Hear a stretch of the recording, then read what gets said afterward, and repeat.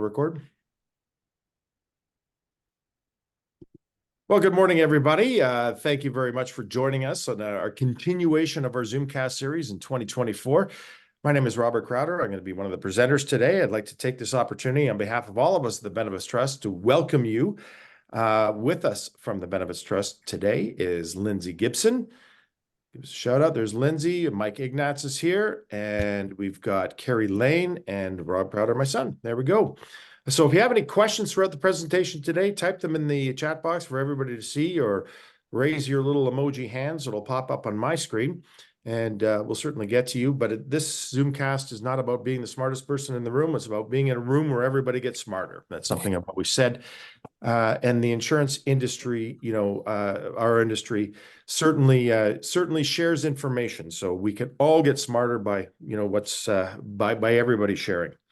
At the end of the presentation today, you're going to get a CE credit. You're also going to get a very, very short survey. It takes less than 90 seconds to fill it out, send it back to us. Let us know how we did today so we can do it better tomorrow. In addition to that, let us know some subjects that you'd like to see come out in future Zoomcasts that we're going to do. This actually prospecting came out of some feedback we received from a number of you in past Zoomcasts. So this is because this is what you folks wanted to hear. When I'm thinking about, Nigel said something really, really powerful a moment ago before we started. He says, if you don't prospect every day, then you end up being like a bum, right? Because you don't have anything to do. And it's so true. Prospecting is such an important part of our businesses, of any business for that matter. It's such an important part. It's really an essential part. And one thing that I want to, say right out of the gate is expect nothing. Expect nothing from anybody until you create value first. So it's really about creating value and creating value first.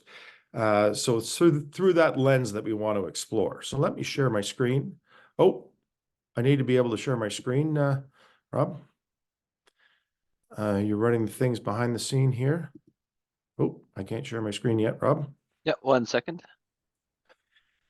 So it's about creating value first. Should be good now. You're good to go.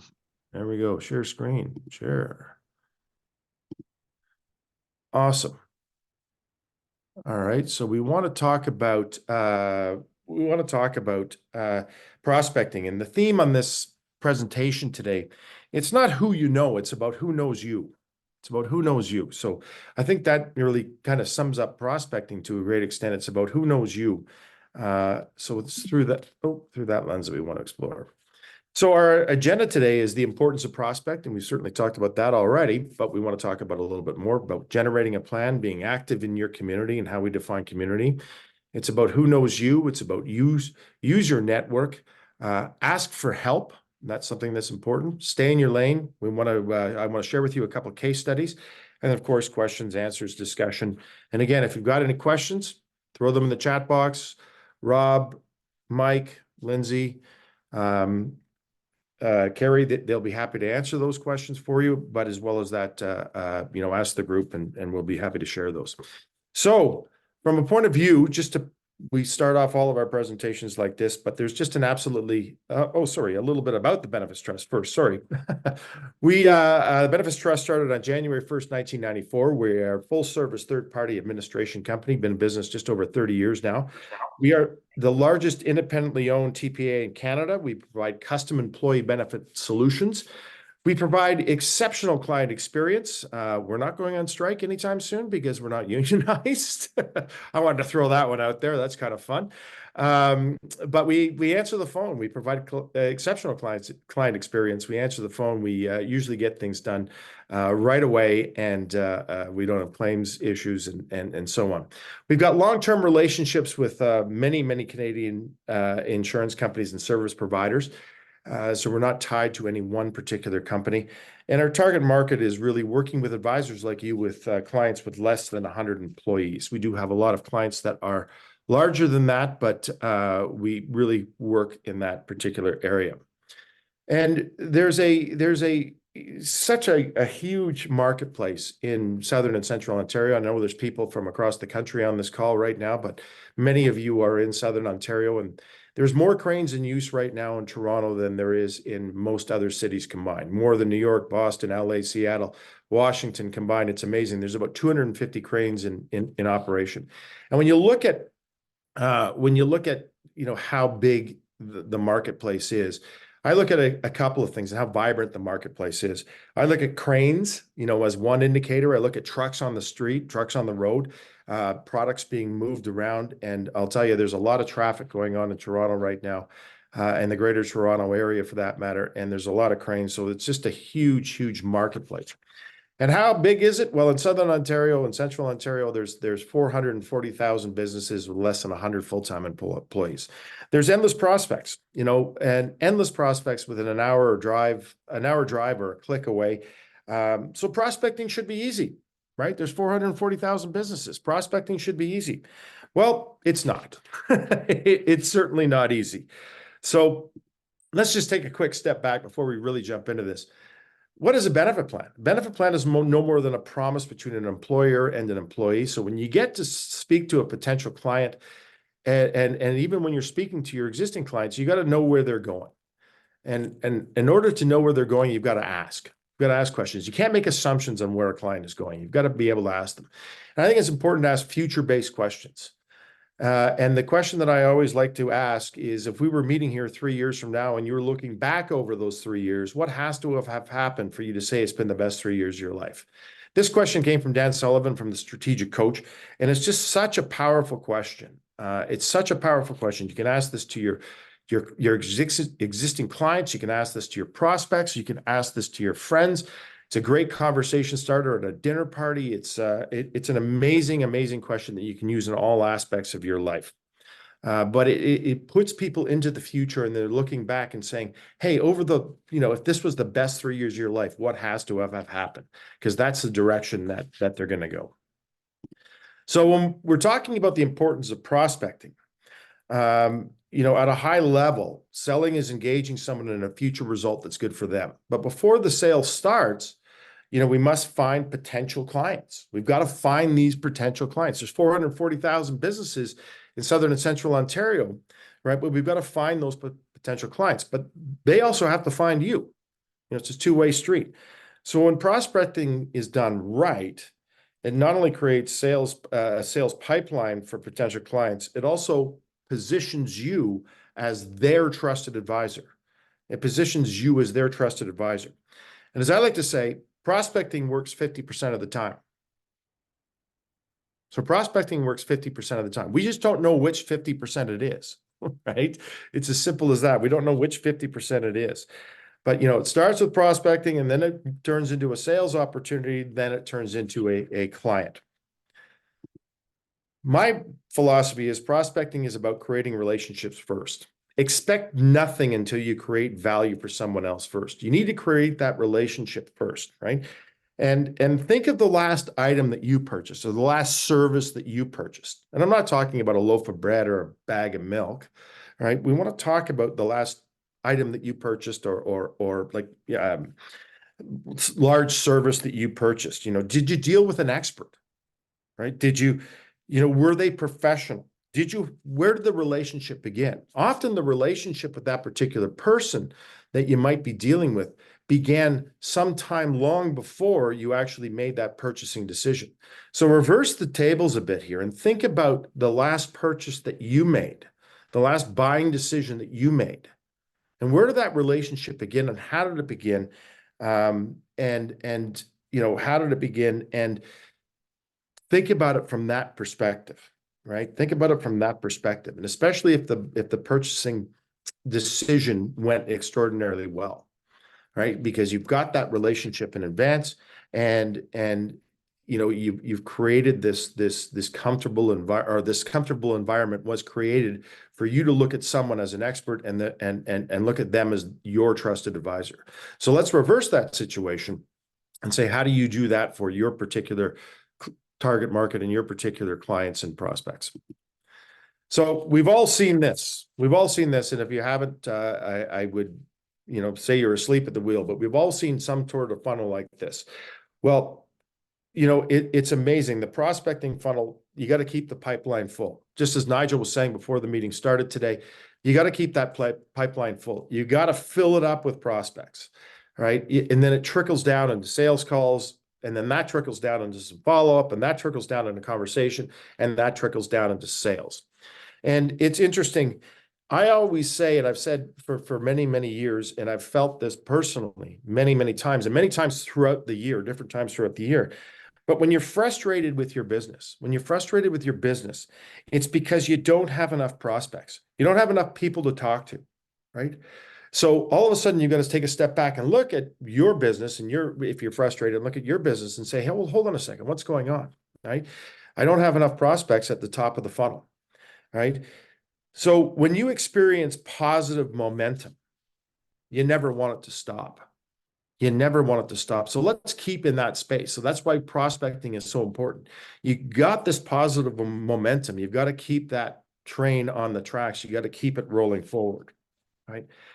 Another way to look at it, if every acorn that fell on the ground from an oak tree grew another oak tree, we'd have way too many oak trees. It's as simple as that. An oak tree, especially in Canada and North America, it's such a majestic tree. It's a big, strong hardwood tree. It grows for potentially hundreds of years. They're just absolutely gorgeous trees, gorgeous, gorgeous trees. And if every single acorn that fell on the ground grew another oak tree, we'd have way too many oak trees. It's not the case. It's not the case. It's just one acorn out of the thousands that fall might grow another tree, right? So prospecting is nothing more than a numbers game. And I remember Joe Dickstein, the late Joe Dickstein, talking about prospecting when I first got into this business, some 35 years ago, and talking about the importance of prospecting and how vital it is, and you can never ever stop. And it's just simply a numbers game. It's nothing more magical than that. It's just a numbers game, and there's nothing magical about it. It's just a numbers game. I think it's important that we stay in our lane. There's a lot of noise out there. There's a lot of noise out there. I mean, we look at the 401 in Toronto. Many of you have been on the 401 at some point in your life, or maybe daily for that matter. But it's one of the largest highways, if not the largest highway in North America. At some spots, there's 16 different lanes, right? Moving in two different directions. There's 16 different lanes. And we've got to choose a lane and stay in it. You got to choose a lane and stay in it. And, identity, I think it's important for an advisor to identify what lane they want to be in, right? It's as simple as that. We can look at specific industries. We can look at group sizes. We can look at geographic locations. But it's important to choose that lane and stay in it. It's important to learn the language of the lane that you're going to be in.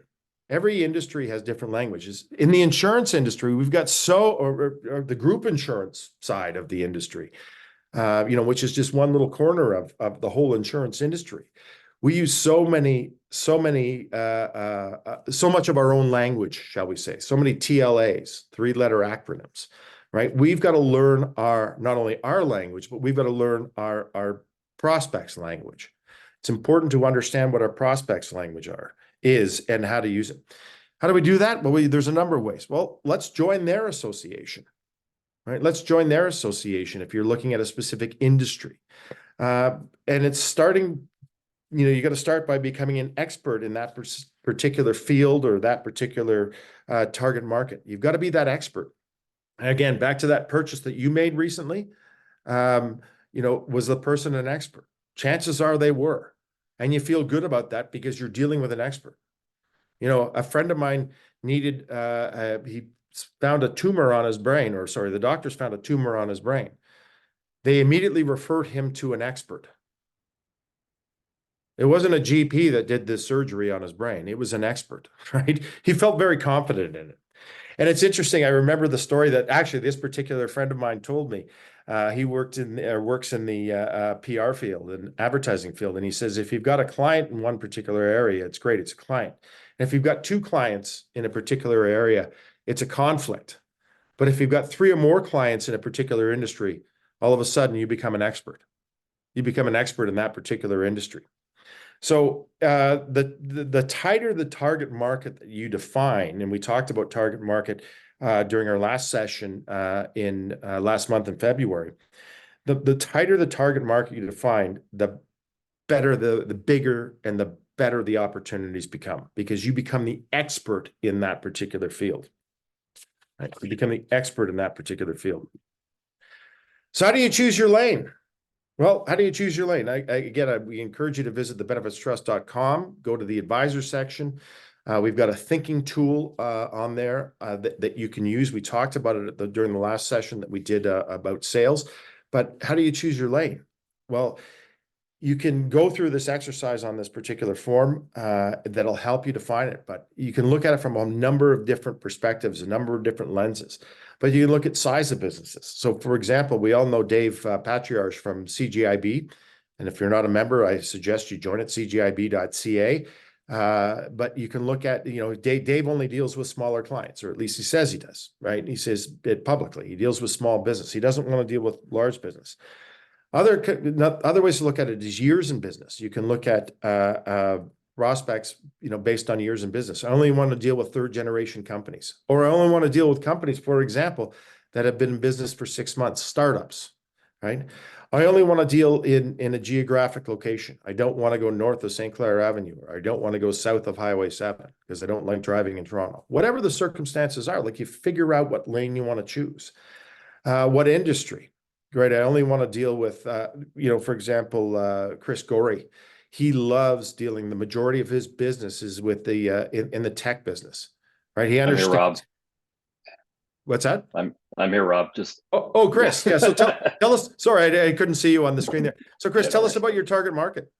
Tech companies, ideally in their small infant stage, when they're 4 or 5 employees, and some of those grow. I always tell everyone the best example is one that I wrote with 4 employees, grew to I think last count there 337. Yeah. And so 118 groups, and 111 of them are startups. Yeah. So it's a particular industry that you've chosen, which is awesome. It's a particular industry in their infancy, years in business and so on. And guess what happens? Every once in a while, you hit the lottery and they grow significantly. Demographics, right? Some people, thanks, Chris, for sharing. I appreciate that. Demographics, some people only want to deal with, young employees because they can speak their language, or some people want to deal with companies that have a lot of older employees because they've got unique needs as well. The other one is preferred communication mediums. It's interesting. I always ask the question when I first start dealing with a particular client, is how do they like to be communicated with? Some people say, hey, great, you know what? Don't email me. I don't read emails. Emails drive me crazy. Just call me. That's one way. Or some people say, don't call me. I never answer the phone. Just send me an email. Some people say, hey, just send me a text. Here's my number. Send me a text. I respond to texts. So it's the preferred communication mediums. It's understanding how your client or your prospects in your lane want to communicate. Tell your prospects why they're in their target market. This is something that I found, and Chris, maybe you can add some light on this as well. But this is something that when you tell a prospect that they are in your target market, they go, oh, good, fantastic. We can continue. Chris, have you had any experience in this, or tons of it? You're instantly pre-qualified when you can go and say, yeah, I work with company ABC. I'm going to name drop, and I apologize, Rob, but when I can go in and say, yeah, I work with Snapchat, they're a client of mine, I do the Canadian benefits, instant credibility. People say, whoa, okay, you're pre-vetted. And then you start talking about the value add that you bring. So you're not proving yourself, and they will shut down conversations with other advisors just because they know. It's funny, on my notes here, because I still do things the old-fashioned way. On my notes here, for this particular point, right? Tell your prospect why they're in their target market. And what does this do? It eliminates the competition. It eliminates the competition, as opposed to, oh yeah, I do life insurance and living benefits and investments, and I sell group insurance to 1 to 10,000 size groups and all industries. Well, great. I only work with startups in the tech business, and Snapchatagram is one of my clients. It gives you instant credibility. It eliminates your competition. And the tighter the target market you have, the bigger the opportunity that it is that you have. It's as simple as that. So once you've identified, about staying in your lane, once you've identified who you would like to have in your target market, you've got to identify the problems that they want to the problems that they have and that you're going to help solve. Because a lot of times people in the same people that are in that target market have a lot of the same problems. They have a lot of the same problems.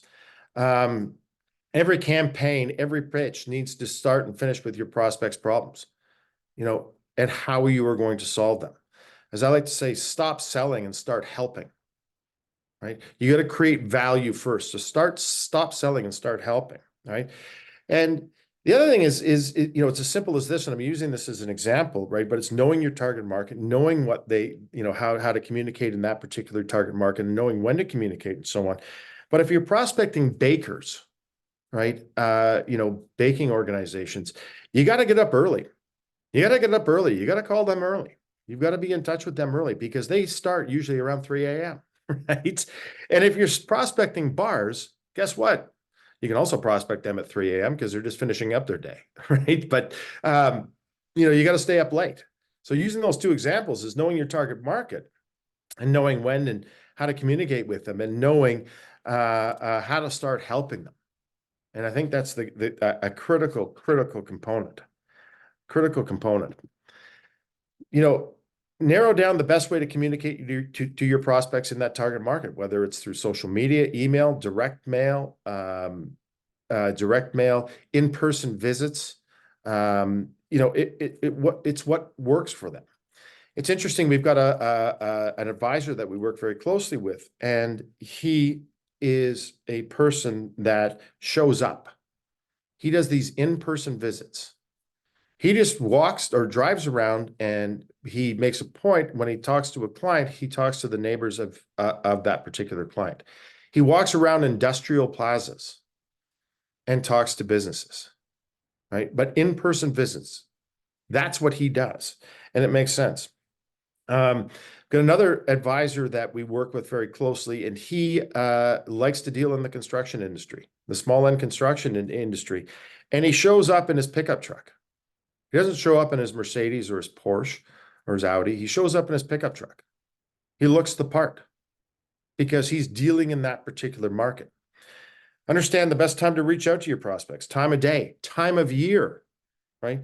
When is their busy season? When is their slow season, right? It really depends on your particular target market and your prospecting, and when is the best time to reach them.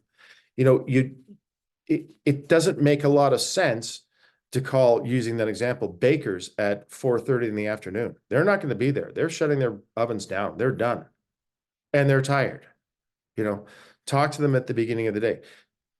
Don't talk to, a great time to talk to builders and to get a lot of things done with builders is during the snow season, as I like to say, right? Because they're not doing as much as they are when it's warm outside and the ground is dry. Or landscapers, pardon me. Landscapers. When you're dealing with landscapers, talk to them during the snow season, right? Generate a plan. It's important that you generate a plan. So you know what your target market is. You're staying in your lane. You know how to communicate with them.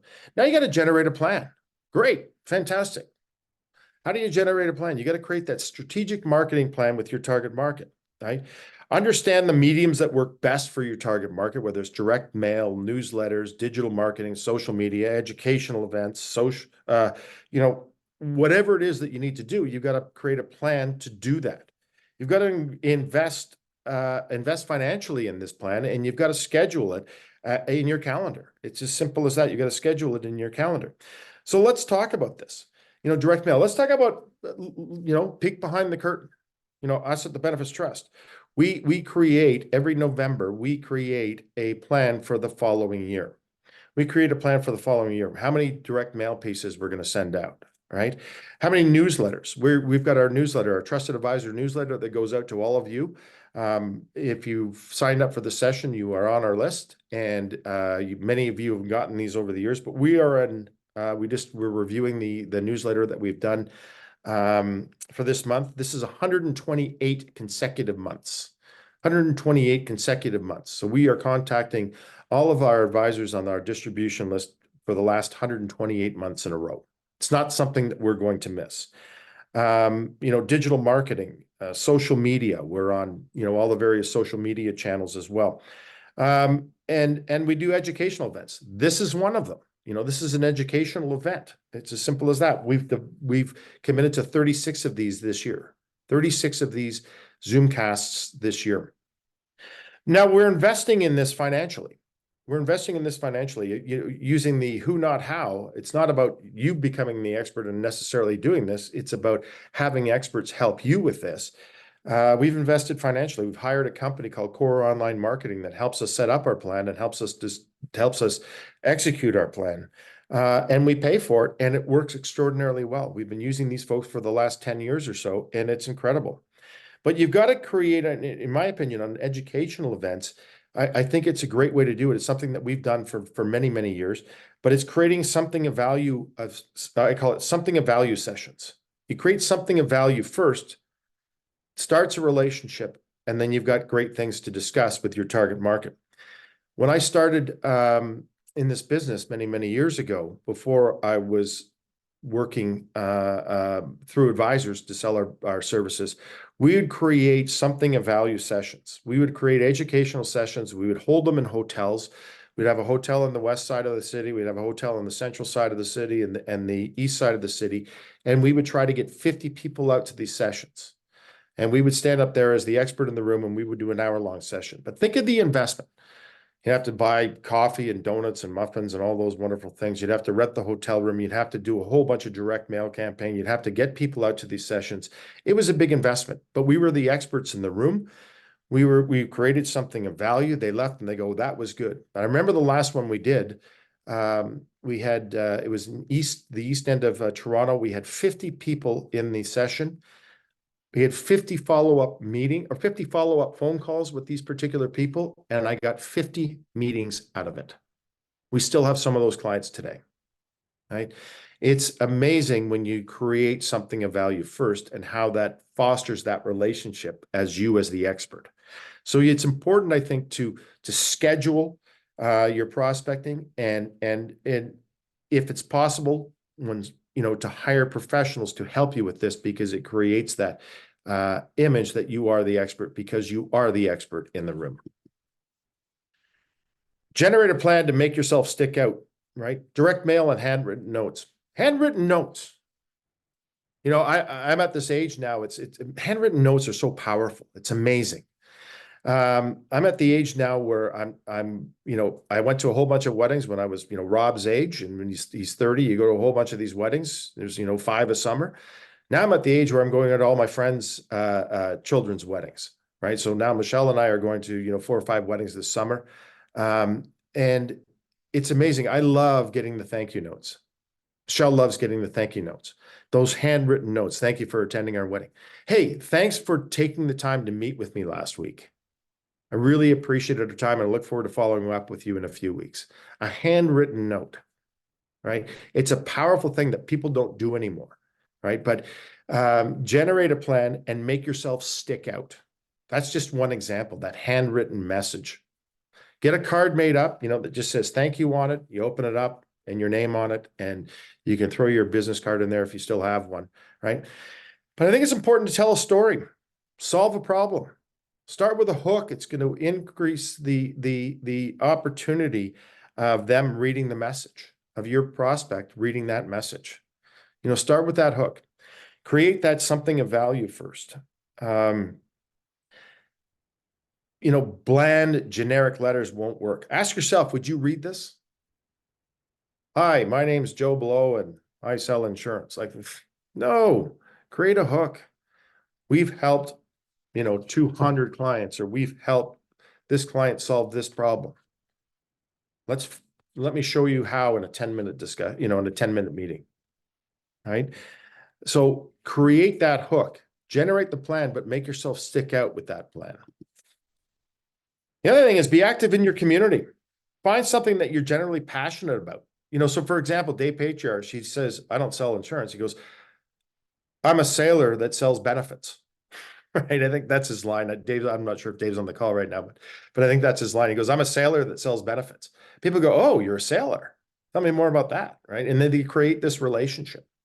Find something that you're generally passionate about. For those of you that don't know, I'm a skier. I love skiing. Um, you know, uh, Golf club, right? Which is pretty common. Sailing clubs, charities, service clubs. I know one of the advisors that we work with very closely, Derek Gleed, he's very active in his service club in his community. People know him. Why? Because he's active in his service club, right?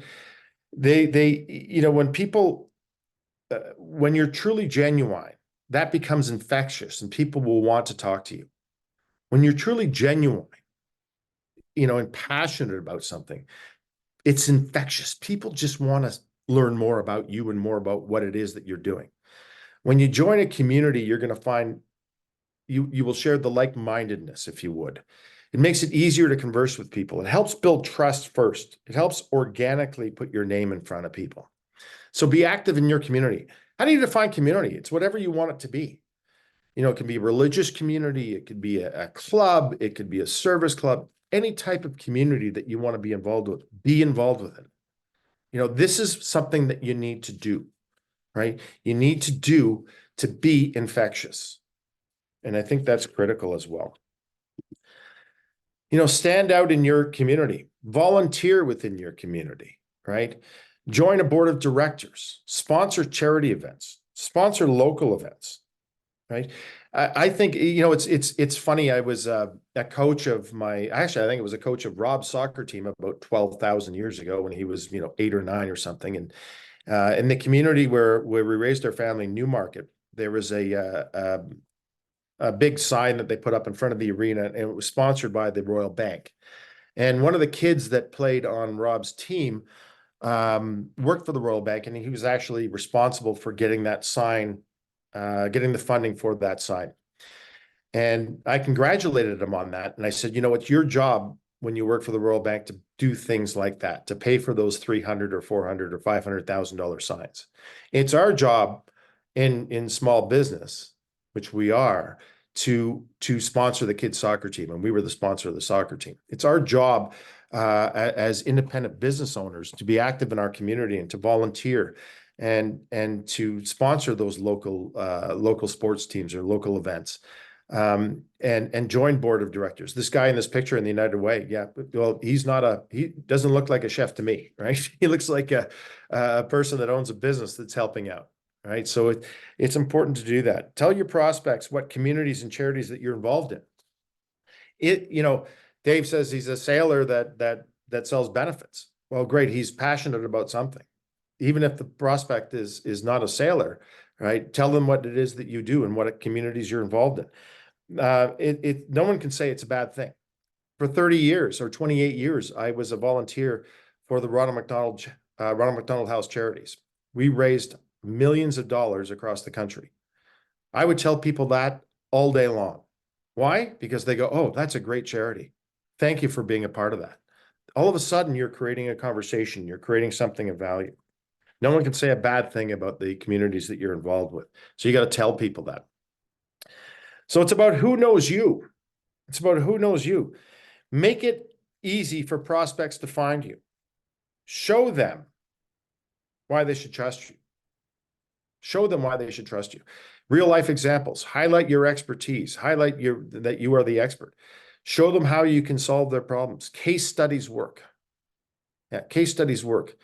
And the other thing is I like to say is include a picture, a bio, and some personal information. People want to know who you are. Right? People want to know who you are, so it's about who knows you. And all of a sudden they go, hey, great. They know that I'm married. I've got 3 kids. I live in Huntsville, whatever it is, but they know something about you.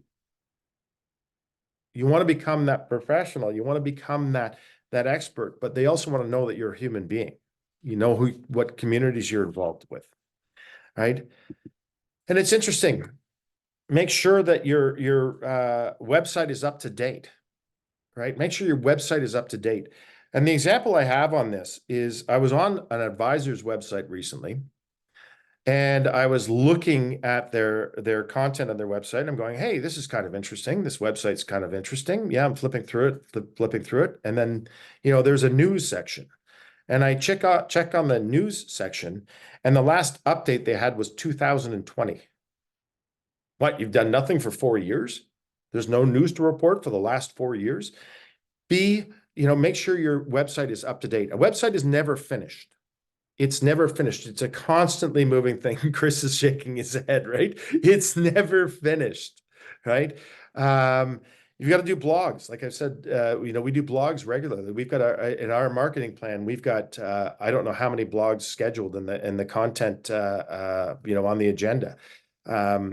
We do blogs continuously. I don't know how many blogs, but there's hundreds and hundreds of blogs on our website that are searchable. Like I said, 128 newsletter. Search engine optimization. We are on the first page. When you search a number of things, we're on the first page. When you search healthcare spending accounts in Ontario, we're number one, ahead of Canada Life. This is a really great story. A number of years ago, we blogged about Medcan. And a friend of mine, this was in 2012. So this was quite a few years ago. We blogged about Medcan. And a friend of mine by the name of John Moses was the president of Medcan at the time. And when you searched up Medcan in Ontario, when you searched up Medcan in Canada for that matter, for a couple of weeks, we were the number one. When you searched it, we were the number one story or contact when it came up. My friend called me up from Medcan, John Moses, and he goes, what the heck did you do? How come you're above us? We are Medcan. And we were laughing about it and so on. So search engine optimization, those key words work and work extraordinarily well, right? And it's not about you necessarily knowing how to do that. It's about having someone to help you. That's that financial investment, so your target market can find you. We've had a number of conversations with people that have called us and they said, I searched 3 different things and saw your name 3 different times. So I thought you would be the expert and I wanted to call you on this. These are advisors that we've never heard of, right? So it's great. So it's about who knows you, things again, like blogs, newsletters. Search engine optimization is critical, right? Market yourself, elevator pitch, right? The elevator pitch. First impressions are crucial when prospecting. The first few seconds, I can't speak. Hold on a second. The first few seconds can make it or break it, right? Have your elevator pitch streamlined, clear, concise, right? Provide a clear message with verifiable facts and examples. Make it a qualifying statement. Make it about them, not about you. Make it interesting so the prospect is hooked and wants to engage further with you. Make it so they can easily refer you, right? As Chris said, when he's talking to someone, he can drop one name and gets instant credibility. Drop one name and get instant credibility. He's not doing it to brag. He's doing it to get new clients, right? It's having that pitch. And again, we encourage you to visit thebenefitstrust.com, and that's Benefits Trust Sales Tools Questionnaire. You can help you with this elevator pitch, right? Ours is very simple. We help successful business owners build a better benefit plan than they get anywhere else, right? We help successful business owners build a better benefit plan than they can get anywhere else. It's way more interesting than I sell insurance. When you say I sell insurance, you're sitting beside someone on the airplane, they go, oh, fantastic, great. Wonder what movie's on this flight, and they put their headphones on, right? No, we say we help successful business owners build a better benefit plan than they can get anywhere else. Oh, how do you do that? Or tell me more about that, right? It's a fascinating way to look at things. As I like to say, use your network. Be loud and proud. Referrals are a huge source of new business, right? Make sure your friends and your family and your community know what you do and what field you're an expert in, right? Be loud and proud. So I want to tell you a story. This happened yesterday. The timing of this couldn't have been better. Yesterday afternoon, it was an absolutely gorgeous day here in Whistler. And yesterday afternoon, I was skiing and I was riding up the chairlift and at Blackcomb on 7th Heaven. And it was a gorgeous day, great snow. And Everybody chats on the chairlift. Everybody's happy. Everybody chats on the chairlift. And I'm chatting with these two young guys. Young guys are probably about 28, 30 years old. It's difficult to tell, but they've got their helmet on and they got their goggles on and so on, and their coats done up. I'm talking to these two guys, and everybody asks the question, hey, where are you from? Because not too many people are from Whistler. And they're either here for a couple of days, or they're here for, a day, they're here for a week, they're here for a month, they're here for a season, whatever the circumstances are. I'm talking to these two gentlemen, and they go, oh yeah, we were just here for 4 days, a quick 4-day trip, and we live in Ontario. And I said, oh great, where do you live in Ontario? And they said, Toronto. And I go, oh fantastic, what part of Toronto? And they said, Midtown. And I go, oh, that's terrific. And then they said, or how long are you here for? And I said, well, I'm here, actually, I work from here, but my wife and I live here in the winter. We're here for the season. And he goes, oh, that's great. And he goes, are you retired? And I said, nope, I'm not retired. And they go, oh, what do you do? Right? What do you do that allows you to work here? So I could have said, well, I sell insurance, or I'm in the insurance business. But I said, no, we help successful business owners build a better benefit plan than they get anywhere else. And he goes, benefits? Cool. That's insurance, right? And I go, yep. And he goes, my dad's in the insurance business. And I go, oh, interesting. What does your dad do? And then he said something fascinating to me. He says, my dad helps business owners preserve their wealth. This is a young adult, 30 years old, 28 years old. He didn't tell me that his dad sells life insurance. He told me that his dad helps business owners preserve their wealth. And I go, that's awesome. What's your dad's name? Right? And he goes, anyways, he said his name was what it was. And I said, geez, I've known that particular gentleman for many years. Actually, we went to public school together. That's ironic, but it was fascinating. But just the way he said it, this guy's son was prospecting for him and he didn't even know it. This guy's son was prospecting for his dad and he didn't even know it. Why? Because make sure that your friends, your family, and your community knows what you're an expert in, right? Because guess what? They'll refer you. They will refer you. Know that elevator speech inside and out. Be able to have it roll off the end of your tongue, right? Next thing, this is raw material.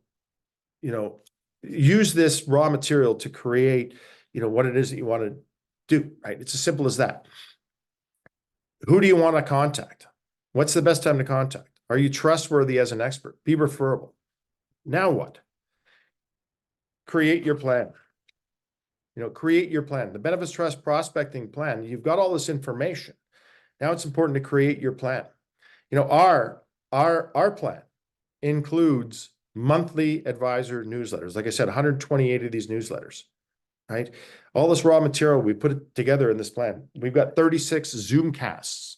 We've got 24 blog posts. We are ready to go with industry updates. We can send an industry update to all of our advisors, right? At any time. We've done this in a matter of moments when something urgent comes up. We can send out emails to all of our advisors, all of the clients that the advisors have, all of the clients and advisors. We can do all these things. This is just some of our plan, but we've got this, we are committed to these 36 Zoomcasts. We are committed to these 24 blogs. What's your plan? Right? What's your plan? I think it's important to ask for help. It's important to ask for help. You know what? You can't do this alone. It's a big, lonely world out there. Business coaches, boards of advisors. Again, we talked about this in our last meeting, and we said we were going to talk about it today as well. But business coaches and board of advisors keep you accountable and give you ideas. The key thing is they keep you accountable. If you say you're going to do something, say to yourself, yeah, I got to prospect more. Well, what does that mean? Got to prospect more. Well, let's create a plan. Write down that plan, right? Then the other thing, after you write it down, you share that plan. Because if I share something, for example, with Chris, because your picture's right here in front of me, because you were the last one to speak, Chris, but if I share a plan with you and you're helping me out, you're going to pick apart my plan. Why does this make sense? Why does that make sense? You're going to check it. You're going to ask me checking questions, right? So I've shared this plan with you. You're going to ask me checking questions to make sure I'm on track. Then what's going to happen is a month later, you're going to go, Rob, did you do that newsletter? And you're going to say, you know what, Chris, sorry, I got tired and I got busy and I didn't do it. I'm not going to help you anymore. You're not going to help me anymore, I should say, right? Because you're not being accountable, right? So you got to be accountable, right? Doing it yourself can be difficult. That's why I say, hire a business coach, right? Or create a board of advisors.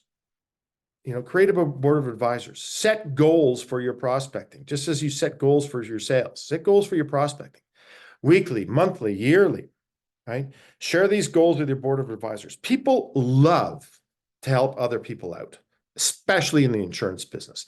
People love to help other people out. I'm happy to help anybody out.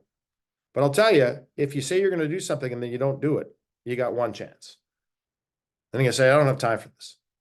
Right? But I'll help anybody out, anybody at all out. But it's important to set those goals as part of your plan. I'm a big goal setter, right? I've worked with a business coach for 30 years, right? Every 90 days for 30 years, I've gone to the strategic coach. Every 90 days for 30 years, more than 30 years, actually, I've gone to the strategic coach. It works for me, right? It doesn't work for everybody, but it certainly works for me. It works then they deal with thousands of entrepreneurs from around the world in all sorts of different lines of businesses. But I go every 90 days and I share what's happened and what we're doing and what's happening in the future. It's not about what they're doing. It's just about accountability. It's about accountability. It's professional help helps with your commitment. All right. Professional help helps with your commitment. I don't care who you are. This is an old picture of the Leafs because I don't recognize any of their names. Right. But they have coaches. Those, the Leafs, all NHL teams. This isn't beer league. They have coaches. They've got multiple coaches. They've got fitness coaches. They've got nutrition coaches. They've got, strength coaches. They've got the actual coach. They've got assistant coaches. They've got equipment coaches. They've got all these coaches. Why? To help them be at the top of their game. So a lot of us think we're at the top of our game, but we don't have any of this because it's a big, lonely world out there. I think it's time to invest in one. And you don't necessarily have to invest money. You've got to invest time. Schedule your prospecting. Have a board of advisors, right? Keep you accountable. Accountability, I think, is one of the most important things. Yeah, I got it up here. Then there's something that happens when you write it down. And then there's something happens when you share that. You got it up here, you write it down, you share it. It becomes clear, concise, becomes real, and you become accountable. Right? You become accountable. A couple of case studies as we're running out of time here, but a couple of case studies. I know this particular gentleman. He sells property and casualty insurance, and he's passionate about flying. And he's passionate about flying one particular type of airplane. It's a de Havilland Turbo Beaver, and he's passionate about these particular planes for whatever reason. Doesn't matter. Dave Patriarch is passionate about sailing. I'm passionate about skiing. I'll talk to someone about skiing all day long, right? But he's passionate about these. He found through Navigation Canada or through the Canadian government somehow that he found every single person in Canada that owns, or every single person or company that owns one of these particular airplanes. He became an expert in finding ways to insure those airplanes. He spoke the language. He spoke the language. And he created so much business just by talking to them about their airplane, saying, I've got a solution for you that no one else in the marketplace has. And then what did he do? Well, people that own airplanes, generally speaking, are successful in some way, shape, or form. Then all of a sudden he sold insurance to their businesses. He sold group insurance to their businesses and so on, all because of a de Havilland airplane right across the country. It's fascinating. He spoke their language. People that have these planes are passionate about them. He spoke their language. Another advisor that we work with, he works exclusively, as I mentioned, in the construction trades industry. He shows up in his pickup truck, not in his Audi. He likes to do visits, right? He shows up and he's wearing his hard hat. He's wearing his Visi vest, right? He's wearing his Carhartts. He's wearing his work boots, right? He shows up on a job site, again, in his pickup truck that's covered in mud, right? People think he's one of them because he is. He speaks their language. He understands what's going on in the benefits. I understand what's going on in the building world, right? He speaks their language, instant credibility. This is what he does, right? And he loves it. It's fascinating. But then he gets passed around because guess what? All the construction guys hang out at the same bars. He gets passed around, right? But he speaks their language. Another example, this is a crazy one, but this advisor, he has a Rolls Royce, right? And what he does is he asks prospects to lunch in his Rolls Royce. He says, we will pick you up. We will take you to this particular restaurant. It was one of the best restaurants in the city where he had a table reserved every day of the week, right, for lunch. They'd pick him up in the Rolls Royce. They would take him to this meeting, take him to this lunch meeting. They'd have a great discussion. He would ask, as he said, I would ask curious questions, right? Create that relationship and then drive them back. Make it easy. People were doing it because you know what? They got to ride in a Rolls Royce. I'm 59 years old. I've never been in a Rolls Royce. I thought it'd be great. It'd be fun. So all of a sudden, hey, Chris, for example, hey, Chris, you got to meet my friend, Joe Smith. He's a terrific guy. He asks unbelievable questions, but he's going to pick you up in your Rolls Royce or in his Rolls Royce. He's going to take you to lunch at this particular restaurant and then drop you back off at your office or your place of business. Think about how cool that would be. Well, you know what? It's amazing, but all he does is ask curious questions and then creates this relationship, right? So those are three very different examples, very different case studies and very different examples of how prospecting works, right? If you speak their language, if you commit to it. This guy committed to it. He bought a Rolls Royce, right? He bought a Rolls Royce. Another great example I have that I don't have a slide for, but I was out to lunch with a gentleman that's a member of the National Golf Club. And we were out at his golf club and we were having lunch. And I said to him, this is a great golf club. It's one of the top golf clubs in Canada. And he goes, this isn't a golf club. This is a prospecting club. He goes, it costs $15,000. I can't remember what it costs to join the club, but he goes, no, sorry. He said the cost of joining the club is irrelevant because if you ever want to leave, you can sell your share, right? So you get that back. So it costs $15,000 a year for your memberships plus your food and beverage minimum. But he goes, look around, Rob. Look in the parking lot. Look at these cars. Look at the people that are members of this golf club. In our business, if I can't sell a policy where I make more than $15,000 a year on, I'm going to rip up my license. That's what he used to say. I'm going to rip up my license. He goes, this is a prospecting club. It's not a golf club. It's a prospecting club. So think about what it is that you prospect. He goes, it's free. This doesn't cost me anything. This is free. The guy's Rolls Royce was free. Didn't cost him anything, right? So look at it a little bit differently. Look at it as an investment.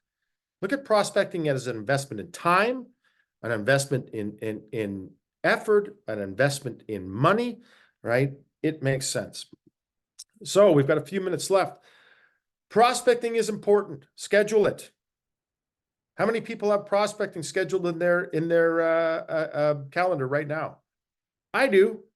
Today, Chris does. I can see his end up. I'm doing another session like this for other advisors on Thursday. I've got prospecting scheduled. Prospecting must be targeted. People that aren't on this call are, for example, the alphabet houses, William Mercer and Towers and so on, that deal with Ford Canada. Not our prospect, right? Create something of value first. Have a prospecting plan. Share your plan. Share your plan. It goes from here onto paper. Sharing it makes you accountable and commit to the plan. Like I said earlier, we set up our prospecting plan in November 2023 for 2024. We committed to that plan. All the stakeholders that are involved in this plan are committed to it. Share that plan. Commit to the plan. It's important. And remember, when you get down the sales funnel, when you get to a particular prospect and the prospect turns into conversations and that conversation turns into, opportunities and sales. When you get to yes, that's what pays you. That's what pays you. Every single prospect that went in that Rolls Royce to lunch did not buy, but they sure referred people. You want to ride in a Rolls Royce and go to a great lunch?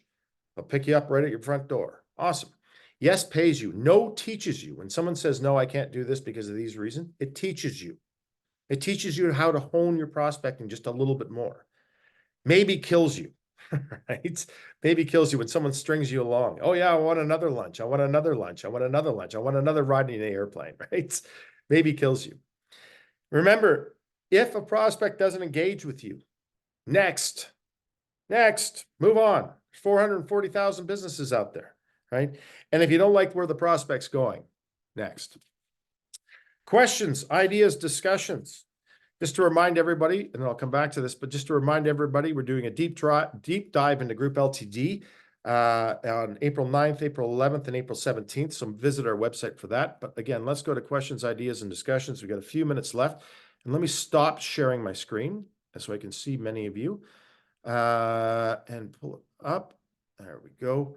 92 people on the call, which is awesome. Anybody have any thoughts, ideas, questions? Am I crazy? Am I nuts? Tell me some prospecting ideas that you've been successful with. Anybody? Hello? Anybody have any ideas that want to share or before I call on somebody? Shannon. There we go. Shannon Sharp, you're new in this business. Relatively new. Tell us about your prospecting. What are you doing? Because I know you guys are doing some interesting things. Unmute yourself. We're in the process of updating our website. So more of a landing page. And that's really as far as we've kind of gotten. Yep. But that's important, right? Like you made a commitment and you're improving that. And so Shannon, you're new in this business. You've only been doing this for what, 2 years? A year and a half. Year and a half now. Now, Lawrence, can you hear now? You've been in this business for more than a year and a half. And tell us about some of your prospecting successes over the years. I think in the current environment, so with social media, probably one of the most important things is to be consistent across all social media. It is inconsistencies that will cause clients to question your credibility or prospects to question your credibility. Yep. Consistency is critical. It's interesting you say that. When I was in university and just right after university, I worked for Molson Breweries and they were sticklers with that. Everything had to be consistent. Like I said earlier, when people search us or people search for things, they find us, in 3 different search engines or 3 different searches. They find us and they go, well, we got to talk to these guys because of the consistency.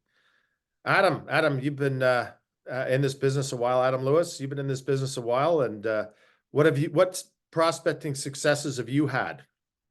Oh, you got to unmute yourself if you could. Adam, you listening?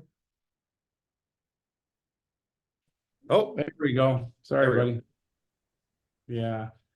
Our biggest thing is we're just always marketing and always asking people. I think 90% of our business comes from referred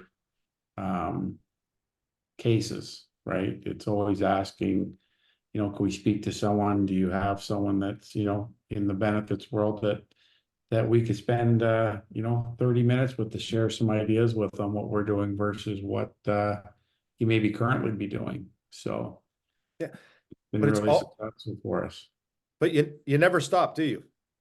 I've never stopped. And even when, like yourself, you're on a ski lift, I'm on a holiday, I'm always marketing. When I'm on a plane, it's we're always asking the questions, right? So yeah. Always asking the questions, never stop. It's, it's that accountability, have that plan, never stopping. Hey, Rob. Well, yes. It's Randy Elig. I've been around almost as long as you, not quite as long. Just wanted to shout out. I found the session, a lot of great reminders, a lot of great ideas.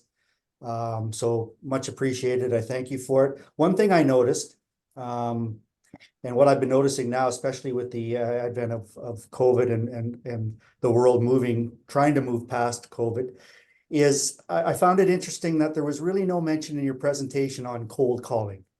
Yep. And it's interesting because I've been giving that a lot of thought. I think we're all inundated with emails and information.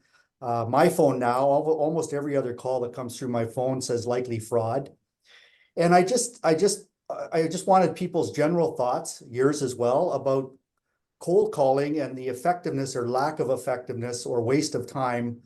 I just think generally people don't want phone calls out of the blue anymore. I think we're a different world right now. So just be interested in your thoughts on that aspect. Hey, Randy, great question. But first, let me just do one thing. I want to thank everybody for coming. It's 8 o'clock. It's 10 o'clock, 11 o'clock, pardon me. I wanted to take this opportunity to thank you very much for coming. If you've got to take off, I understand that. We're going to send you a CE credit. We're going to send you a real short survey. In addition to that, we're going to sign you up for our Trusted Advisor newsletter. On behalf of all of us at the Benefits Trust, I want to thank you for your time today. Visit our website, lots of valuable information there.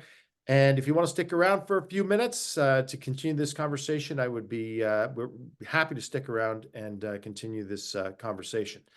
So thank you very much, and we'll stop recording.